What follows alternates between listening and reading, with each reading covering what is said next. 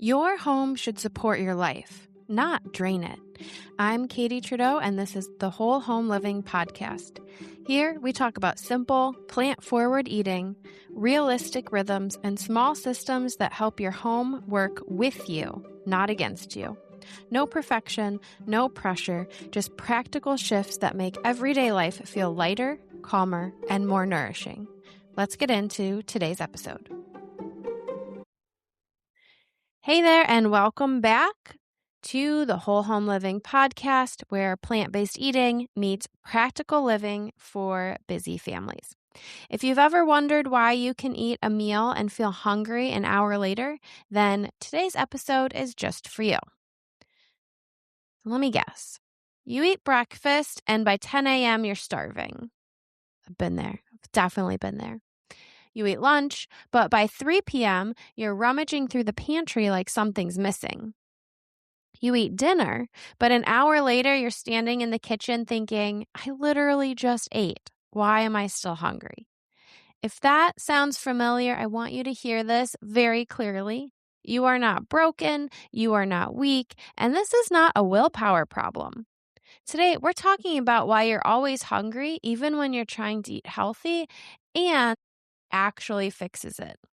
And it all starts with a big reframe. Most people assume that constant hunger means one of two things.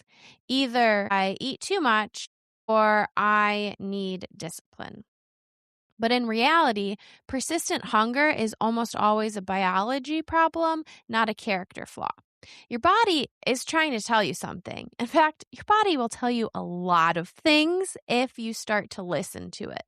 And once you understand what your body is asking for, everything gets easier. So let's talk about reason number one, why you feel hungry all the time. It's that you're eating low-satiety foods. So those are foods that just don't keep you satiated. That is a word. Low-satiety foods are foods that do not keep you feeling full. That means that you might be eating foods that are high in calories, but low in satiety. Think refried grains. No, I can read, I promise. My notes say refined grains. Ultra-processed snacks, low-fat, low-fiber, quote, diet foods. All of these things digest quickly. They may spike your blood sugar and then crash, which leaves you feeling hungry again pretty quickly.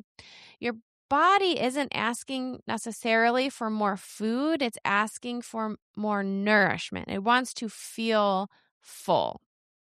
All right. Reason number two why you might feel hungry is that you're missing fiber. This is the thing that keeps you, well, one of the things that keeps you feeling full. It is a very, very underrated nutrient. Only 7% of Americans get their recommended grams of fiber each day, which roughly is about 14 grams for every 1,000 calories you eat. So ballpark, you need about 30 grams of fiber. That's what's recommended. And because we're missing all of that fiber, it's one of the big reasons why people feel hungry. Fiber does many things. It slows down your digestion. It stabilizes your blood sugar. It keeps you full longer. It also feeds your gut bacteria. That's topic for a whole nother podcast, but very good for you. Whole plant foods like vegetables, beans, lentils, whole grains, fruit, all of these things are naturally high in fiber. But when fiber is missing from your diet, your hunger cues tend to go a little haywire. That's why someone can eat a bagel and feel hungry an hour later. But if you eat a bowl with beans and veggies and whole grains, you can feel satisfied for hours. Okay, reason number three why you might feel hungry all the time is that you're afraid of fat or protein. This is another big reason why people feel hungry. They're under eating fat and protein, especially women. But the thing is, healthy fats and protein are what tell your brain, hey, we're safe, we're satisfied, we can relax. When meals are mostly carbs without fat or protein, hunger comes roaring back. Carbs are not the enemy, though. Please go listen to my podcast on macros. You need all of them. So the thing here to take away is not that carbs are bad. You just need all of them. You need all of your macros. Okay. But if you're not getting enough fat or protein, you're just not going to feel as satisfied as you could. And this is why oatmeal with fruit, that's fine. But oatmeal with fruit and some nuts, seeds, or even nut butter is very satisfying. You will feel fuller longer if you just make that small tweak to your oatmeal. I like to call this my peanut butter and jelly oatmeal. I have so many different oatmeal names. They all get cutesy names. This is my PB&J oatmeal. I add a scoop of nut butter. Sometimes it's peanut butter, sometimes almond butter. And then I will put freeze-dried strawberries on top. You could put fresh strawberries too, but I like the texture of the freeze-dried. Anyway, one small tweak, now your breakfast is going to keep you full longer. All right. Reason number 4 why you might feel hungry is that you are on a blood sugar roller coaster. So if your hunger feels urgent, shaky, emotional, okay, this one's for you. Blood sugar crashes can feel like sudden hunger, irritability, brain fog, intense cravings for sugar or salt. Now, when I was pregnant with my second son, this started happening to me and I didn't realize what it was at first. I would get in the habit of doing my grocery shopping in the morning, and it must have been at the same time every day where my blood sugar would crash. I would get shaky and I would need sugar or salt like immediately. And I remember being in the grocery store and I got like the cold sweats. I thought I was going to pass out. I grabbed the potato chips off the shelf, opened it, and I ended up, I paid for it obviously, but I paid for the empty bag because I ate it while I was in the store. Anyway, all of those things, that was my neon sign that, hey, blood sugar. All right. There you go. There's my little detour story for you. If you skip a lot of meals or you eat mostly refined carbs or rely on snacks instead of meals, all of those things can contribute to some blood sugar roller coaster issues. But if you have a stable blood sugar, your hunger cues are going to feel a lot more calm. They won't be as crazy and intense as that sudden crash. Stable blood sugar can come from real meals, not just nibbling all day long. All right, number 5 reason why you might feel hungry is stress and sleep issues. These are hidden hunger drivers. And this is the part no one wants to hear, but it really matters. Stress and poor sleep directly increase your hunger hormones. So when you're stressed or exhausted, your body craves quick energy, your appetite increases, your ability to feel full decreases. And this is not a discipline issue. This is your nervous system trying to survive. And you cannot out diet chronic stress or sleep deprivation. I know what you're thinking. So what actually helps? Glad you asked. So instead of chasing hunger away, we build meals that prevent hunger. And this is the whole home living formula. You've got fiber-rich plants, vegetables, beans, whole grains. If you are into the blue zones, you know that beans show up every day. Beans are a superstar in the blue zones. You'll also need a solid protein source. Lots of yummy options there. You can do beans, seeds, nuts. You can do tofu. You can do seitan. You can do tempeh. Lots of protein. You also need a healthy fat, and you need to eat enough food. Yes, you need to eat enough food because you want to feel full.